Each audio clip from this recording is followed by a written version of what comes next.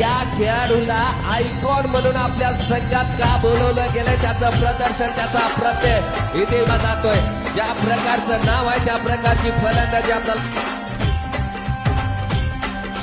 दमलाय नावात ये वाट हाय गावात, ये दमलाय नावात वाट हाय गावात, आपल्याला भिडायचं नाही.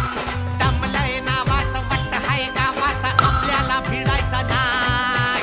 ठेवतो या फाडून टाकतो या गाडून, आडव्यात शिरायचं नाही.